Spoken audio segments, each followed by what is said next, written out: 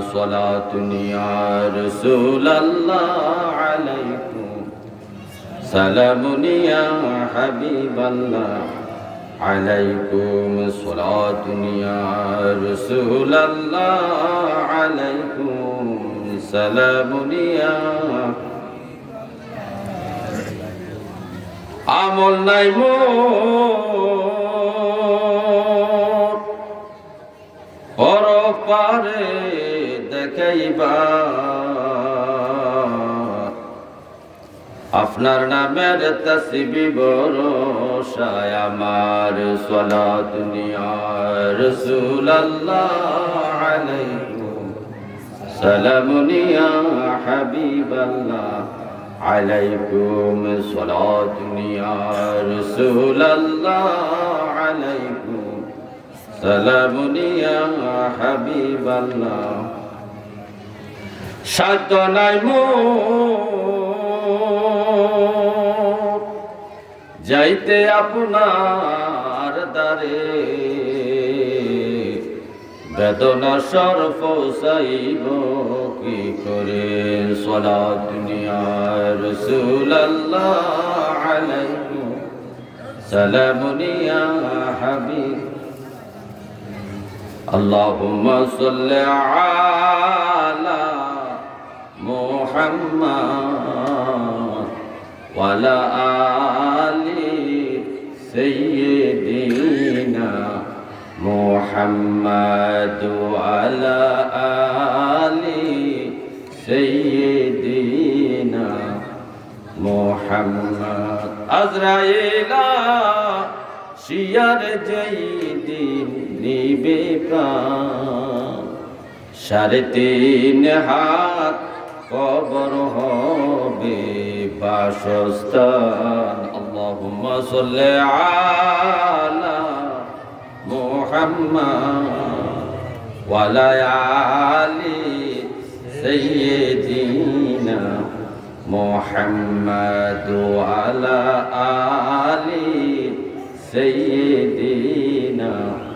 محمد لا إله إلا الله لا إله إلا الله لا إله إلا الله لا إله إلا الله لا إله إلا الله لا إله إلا الله لا إله إلا الله محمد رسول الله صلى الله عليه وسلم الحمد لله মহান রব্বে কারীমের দরবারে অপরন্ত শুকরিয়া জ্ঞাপন করছি যে মহান আল্লাহ তাআলা আমাদেরকে এই সাইকোট বক্সিবাড়ি নূরে মদিনা সুন্নি জামে মসজিদের উদ্যোগে আজ মুসান সুন্নি মহাসম্মেলন উক্ত সম্মেলনের স্থানে আমাদেরকে সমবেত হওয়ার তৌফিকটুকু আল্লাহ আমাদেরকে দিয়েছেন। সুশিক্ষিত আরেকবার বলেন আলহামদুলিল্লাহ। অধ্যকার আয়োজিত সুন্নি মহাসম্মেলনের সম্মানিত সভাপতি জনাব ফজলুল হক বকশী সাহেব এবং মাহফিল পরিচালনায় আমার বন্ধু মানুষ আলহাজ হযরত মাওলানা মুফতি আমিনুল ইসলাম যুক্তিবিদ সাহেব, প্রধান অতিথি আশিক রাসূল হযরত মাওলানা মোহাম্মদ ওমর ফারুক সুন্নি আল কাদরি সাহেব,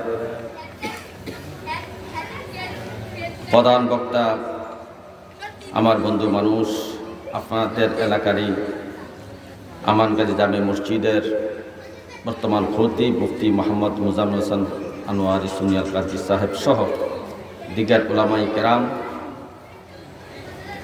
এবং এই মুহূর্তে স্টেজে উপস্থিত আছেন আমাদের হযরত মাওলানা সাদ্দাম ভাই।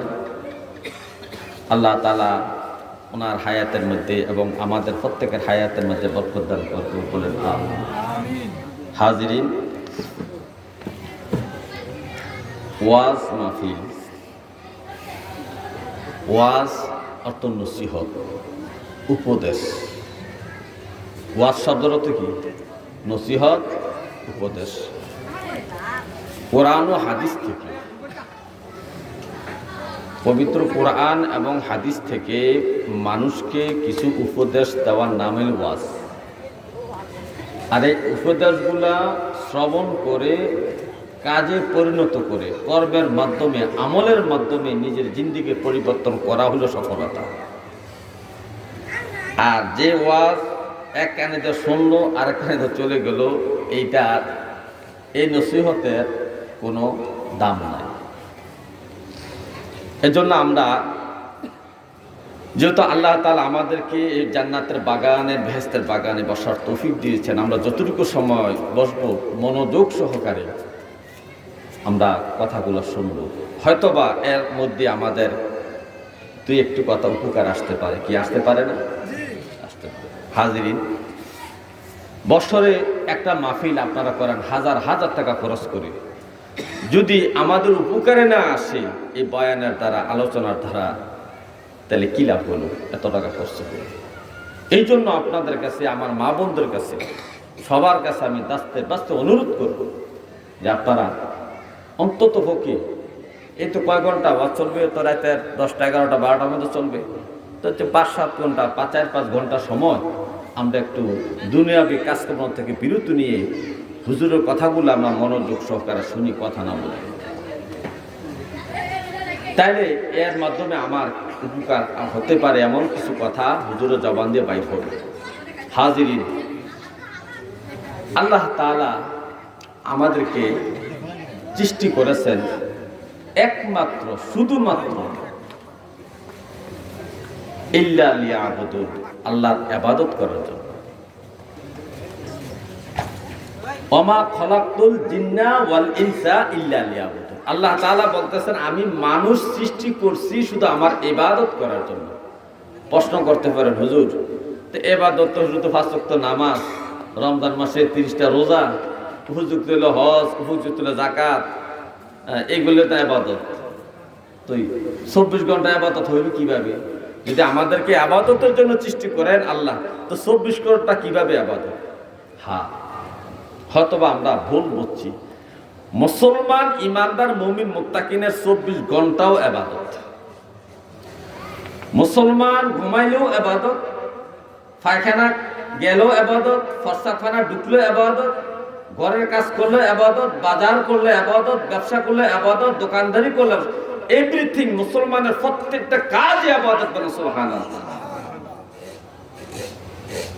কিন্তু সেটা ইবাদতের প্রক্রিয়ায় কাজটা করতে হবে। যদি আমার ব্যবসা ইবাদত হইতে হয়, নবীর তরিকা মতো ব্যবসা করতে হবে। যদি আমার খেতে পাত্রে গৃহস্থী কাজ করা ইবাদতে পরিণত করতে চাই, আমার ধান চাষ, গম চাষ, শাকসবজির উৎপাদন চাষ করা যদি ইবাদতে এটারে আনতে চাই, তাহলে নবীর তরিকা মতো আমাকে চাষ করতে হবে। যদি প্রস্রাবখানায় ঢুকা বাইর হওয়া যদি আমার ইবাদত করতে হয় নবীর তরিকায়, নবীর তরিকা শিখানো মতে প্রস্রাবখানা ঢুকতে হবে, দোয়া পড়ে এবং বাইর হয়ে আবার দোয়া পড়তে হবে। তাইলে প্রস্রাব পায়খানা করাও কি হবে? আশ্চর্য বিষয়। এই জন্যই আমার আল্লাহ বলেন, ওয়ামা খালাকতুল জিন্না ওয়াল ইনসা ইল্লা লিয়াবুদুন, ও আমার বান্দারা, তোমাদেরকে আমি সৃষ্টি করছি শুধু আমার ইবাদত করার জন্য। মুসলমানের 24 ঘন্টায় ইবাদত। মুসলমান ঘুমাইলেও ইবাদত হয়। তো কিভাবে ঘুমাইলে ইবাদত হবে? ঘুমের আগে কিছু আমল আছে, ঘুমানোর দোয়া আছে, ওযু করে ঘুমাইতে হবে, ঘুম থেকে উঠিয়া দোয়া পড়তে হবে, ওযু করতে হবে, নামাজের প্রস্তুতি নিতে হবে। তাহলে আমার ঘুমটাও আমার ইবাদতের খাতায় হাজিরা উঠবে। মুসলমানের প্রত্যেকটা কাজ, প্রত্যেকটা কর্ম, প্রত্যেকটা আমল ইবাদতে পরিণত হয়। তো আমাদেরকে আল্লাহ সৃষ্টি করেছেন শুধু আল্লাহর ইবাদত করার জন্য, নবীর তরিকা মতে,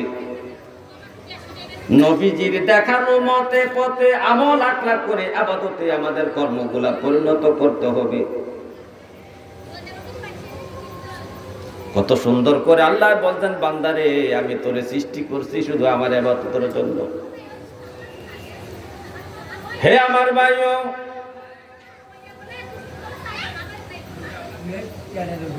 আজকে নতুন একটা কথা শুনে যান। পুরান কথাটা আগে বলি, প্রত্যেকটা মুসলমান মুখস্থ করা হয়েছে, কবরের মধ্যে 3টা প্রশ্ন করা হবে। মোটামুটি প্রত্যেকটা মানুষ যাদের বুঝ শক্তি আছে, যারা সাবালক হয়েছে, নাবালক থেকে সাবালক হয়েছে, তাদের মধ্যে এই কথাটা বিশ্বাস আছে যে কবরের 3টা প্রশ্ন করা হবে। কিন্তু দুঃখের বিষয়, প্রত্যেকটা মানুষ জানে কবরে 3টা প্রশ্ন করা হবে, কিন্তু এই প্রত্যেকটা মানুষকে হাসরের মাঠে আল্লাহ তাআলা স্বয়ং 5টা প্রশ্ন করবে, এই কথাটা মুসলমান জানে না।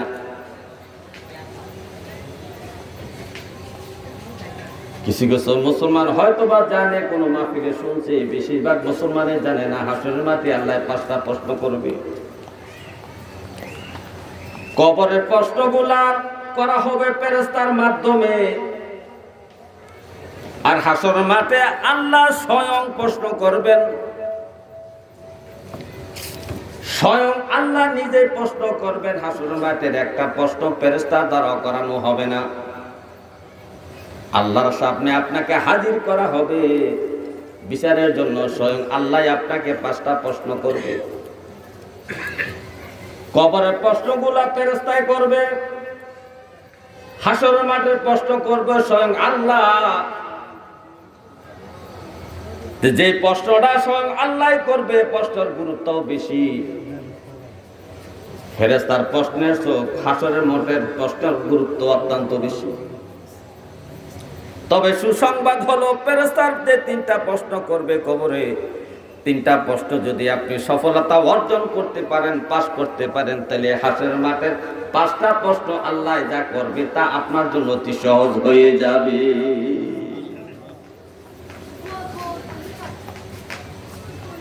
হে আমার ভাইও, হাসরের মাঠের 5টা প্রশ্ন সম্পর্কে তিরমিজি শরীফের মধ্যে আব্দুল্লাহ ইবনে মাসউদ থেকে বর্ণনা করা হয়েছে। স্বয়ং আব্দুল্লাহ ইবনে মাসউদ রাদিয়াল্লাহু তাআলা আনহু হাদিসটা বর্ণনা করতেছেন।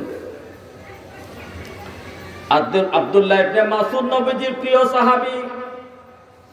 আবু বকর, ওমর, ওসমান, আলী, আবু হুরায়রা, আব্দুল্লাহ ইবনে আব্বাস, আব্দুল্লাহ ইবনে ওমর থেকে শুরু করে গণ্যমান্য আলেম শ্রেণীর, সবচেয়ে বড় আলেম শ্রেণীর যে সাহাবাই কেরাম ছিলেন, এর মধ্যে একজন হলো আব্দুল্লাহ ইবনে মাসউদ। যে আব্দুল্লাহ ইবনে মাসউদ নবীজির খাদেম হিসেবে ছিলেন, নবীজির খেদমত করতেন, নবীজিকে অত্যন্ত ভালোবাসতেন। এই ইসলাম গ্রহণের কারণে এই আব্দুল্লাহ ইবনে মাসউদ অনেক নির্যাতন সহ্য করেছেন। নবীজির সাথে সাথে আব্দুল্লাহ ইবনে মাসউদ থাকতেন। তো যিনি খাদেম হিসেবে নবীজির পাশে থাকতেন, নবীজির পাশে পাশে পিছে পিছে নবীজির ওযু করাইতেন, নবীজির তার নামাজের সময় ডেকে দিতেন, নবীজির নামাজের ব্যবস্থা করতেন, নবীর খাবার ব্যবস্থা করতেন, নবীর বিশ্রামের ব্যবস্থা করতেন। যে আব্দুল্লাহ ইবনে মাসউদ, সেই আব্দুল্লাহ ইবনে মাসউদ নবীজির জবান মোবারক থেকে স্বয়ং এই হাদিসটা শুনেছেন। এই হাদিসটা শুনিয়া উনি জগৎবাসীকে জানানোর জন্য হাদিসটা বর্ণনা শুরু করলেন। আব্দুল্লাহ ইবনে মাসউদ বলেন, হে জগতের মানুষ, আমার নবীজি ইরশাদ মুবারক করেছেন, লা তাজুলা কদামা ইবনে আদম। হাসরের মাঠে যখন ইসরাফিল সিংহা ফু দিবেন, দলে দলে মানুষগুলা হাসরের মাঠে সব উপনীত হবে, উপস্থিত হয়ে যাবে। উপস্থিত হয়ে যাওয়ার পরে প্রত্যেকটা মানুষ অপেক্ষা করবে বিচার কাজ শুরু হওয়ার জন্য। অপেক্ষা করা সবচেয়ে বড় কঠিন, মৃত্যুর চেয়েও বেশি কঠিন অপেক্ষা করা। মানে মৃত্যুর সমতুল্য কঠিন হলো অপেক্ষা করা। হাসর মাঠে প্রত্যেকটা মানুষ, বাবা আদম থেকে শুরু করে কিয়ামত পর্যন্ত যত মানুষ থাকবে সব মানুষ হাসর মাঠে হাজির। সবাই অপেক্ষা করতেছে কখন বিচারটা শুরু হবে।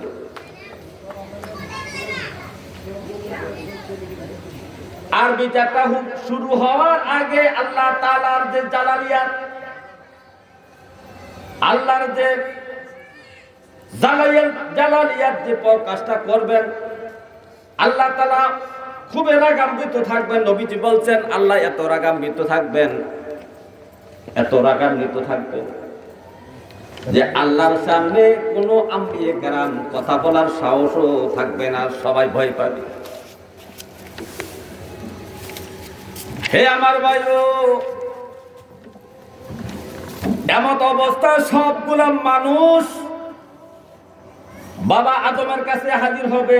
আপনি আমাদের আব্বা, আপনি আমাদের বিচার কাজটা শুরু করার জন্য আল্লাহকে আবদার সুপারিশ করেন আল্লাহর কাছে।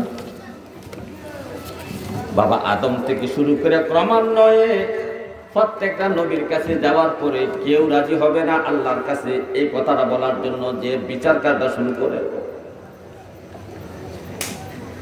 প্রত্যেকটা মানুষ ইব্রাহিম নবীর কাছে যাবে, মুসা নবীর কাছে যাবে, ঈসা আলাইহিস সালামের কাছে যাবে।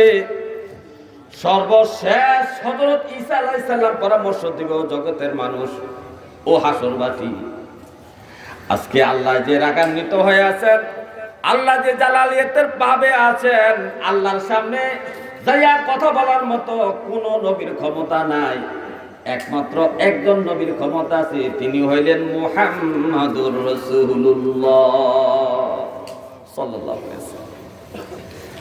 নবীজি তখন সাজদা করে আল্লাহর কাছে আরজি করবেন, রব্বি কারীম বিচার কাজটা শুরু করেন।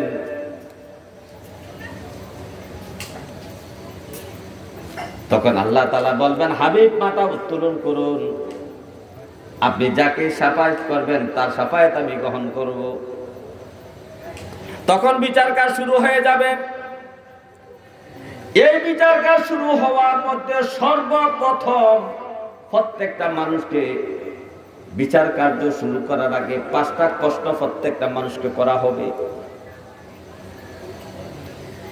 এই 5টা প্রশ্নের মধ্যে 1 নাম্বার প্রশ্ন হলো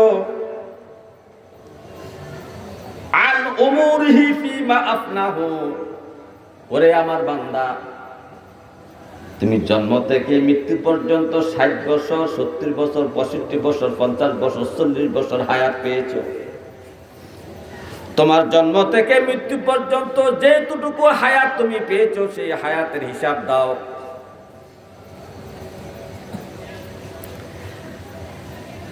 এই তোমার জীবনকালটা জন্ম থেকে মৃত্যু পর্যন্ত তোমার জীবনকালটা কিভাবে শেষ করেছো, কিভাবে অতিবাহিত করেছো, একটু হিসাব দাও। তখন আপনার এই হিসাব শুরু হয়ে যাবে, আপনার আমলনামা শুরু হয়ে যাবে। জন্ম থেকে মৃত্যু পর্যন্ত আপনি কি কি কাজ করেছেন, কিভাবে সময় অতিবাহিত করেছেন, কোথায় কি করেছেন, সব বর্ণনা আপনি দেওয়া শুরু করবেন।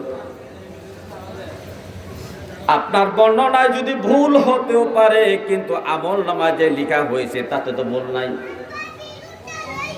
আপনি কোনো কিছু লুকাতে চাইলেও লুকাইতে পারবেন না, আমলনামায় আপনার মুখের ভাষায় এক হইতে হবে। তাহলে আমাদের জীবনের হিসাব দিতে হবে জন্ম থেকে মৃত্যু পর্যন্ত। এখন আপনার 60 বছর ধরে নিলাম, আপনার 60 বছর পর্যন্ত জীবিত ছিলেন, 60 বছরের হিসাব আপনাকে দিতে হবে। কিন্তু 60 বছরের মধ্যে আপনি 50 বছর বয়সে নামাজ ধরেছেন, নামাজ পড়া শুরু করেছেন, 10 বছর নামাজ পড়ছেন। আপনার 60 বছরের মধ্যে আপনি 10 বছর নামাজ পড়েছেন, সে 10 বছর 50 থেকে 60, অথচ আপনার উপর নামাজ ফরজ হয়েছে 10 বছর থেকে। তো 10 থেকে 50 পর্যন্ত এই 40 বছর আপনার হিসাবটা কি হবে যে আপনি নামাজ পড়লেন না? হে আমার ভাইও, গভীর ভাবে মনোযোগ।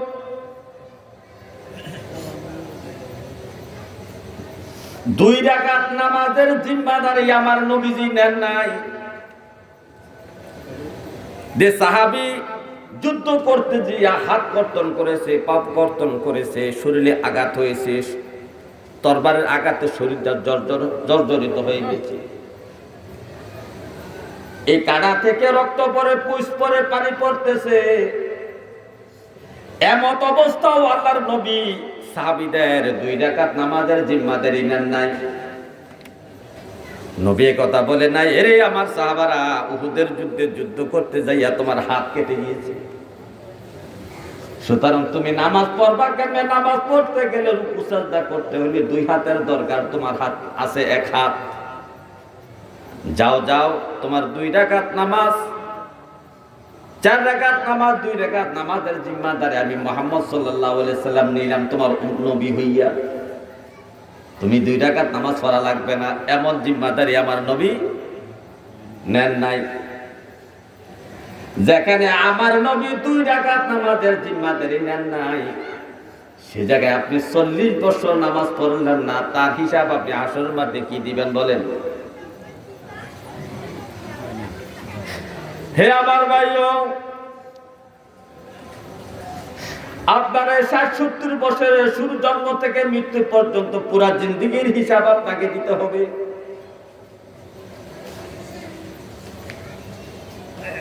এক নাম্বার প্রশ্ন, এই জিন্দেগীর হিসাবটা আপনি দিতে গিয়ে আপনার অবস্থা কি হবে আপনি একটু চিন্তা করে দেখেন। আপনি কত বছর পরে ইবাদত ধরেছেন, আমল আখলাক ধরেছেন, যে বছরগুলা, যে সময়গুলা, যে বয়স পর্যন্ত আপনি ইবাদত করেন না, তার হিসাব আপনার কি হবে? এই কথা স্মরণ করে করে আল্লাহর কাছে বেশি বেশি কান্নাকাটি করেন, তওবা ইস্তেগফার করেন। যারা নামাজ পড়েন নাই, নামাজগুলা কাজা হয়েছে 40 বছর পর্যন্ত, কাজা নামাজগুলা অতি দ্রুত বেগে পড়া শুরু করেন। এই কাজা নামাজ পড়ার জন্য আর ওয়াক্তের দরকার নাই, যখনই নামাজের সময় হবে তখন থেকে কাজা নামাজ পড়া শুরু করতে থাকেন। দৈনিক 20 রাকাত, 30 রাকাত, 40 রাকাত, 50 রাকাত করে এভাবে কাজা নামাজগুলো আদায় করা শুরু করে দেন। হে আমার ভাইও, 2 নাম্বার প্রশ্ন হলো, ওয়ান শাবাবিহি ফিমা আবলাহু, শাবাব যৌবনকাল। 2 নাম্বার প্রশ্ন নয়, আল্লাহ করবেন বান্দারে, আমি তোর দুনিয়ায় পাঠাইছিলাম, তোর যৌবনকাল আমি একটা দিয়েছিলাম, অনেক শক্তিশালী ছিলি, মনে যা চায় তাই করার তোর ক্ষমতা ছিল, শরীরে অনেক শক্তি ছিল। 40 বছর পর্যন্ত মানুষের যৌবনকাল থাকে, 10 থেকে 40 পর্যন্ত 30 বছর যৌবনকালের সময়। 10 বছরে আপনি পরিপূর্ণ সাবালক হলেন, নাবালক থেকে 40 বছর পর্যন্ত 30 বছর সময় আপনার যৌবনকাল। এই যৌবনকালের শরীরের রোগ কম হয়, মনে যা চায় তাই করতে পারেন, কামাই রুজু বেশি করতে পারেন, পরিশ্রম বেশি করতে পারেন, মাটি কাটতে গেলেও পারেন, হাল চাষ করতে গেলে পারেন, আপনার শক্তির সমস্যা নাই। কিন্তু 40-এর পরে তখন আপনার বার্ধক্য চলে আসে। তো আল্লাহ বলবেন, হে আমার বান্দা, তোমার এই যৌবনকালটা কোন কাজে তুমি নিয়োজিত রাখছিলা, কি কাজে তুমি সময়টা কাটাইছো, এটার একটা হিসাব দাও। যৌবনকালের হিসাব বড় কঠিন হিসাব। আমার নবী ও যুবকদেরকে বেশি পছন্দ করেছেন। ইসলামের সূচনা, যে সময় সূচনা হয়েছে, ইসলামের শুরু থেকে যুবকরা ইসলামের সবচেয়ে বেশি খেদমত করেছেন।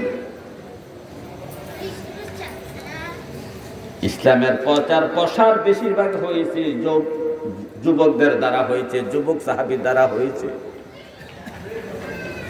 ইসলামের দাওয়াতটা মিশরে যাওয়া, সিরিয়া যাওয়া, পারস্যে যাওয়া, ইরাকে যাওয়া, এই সমস্ত দেশের মধ্যে যে ইসলাম প্রচারার্থ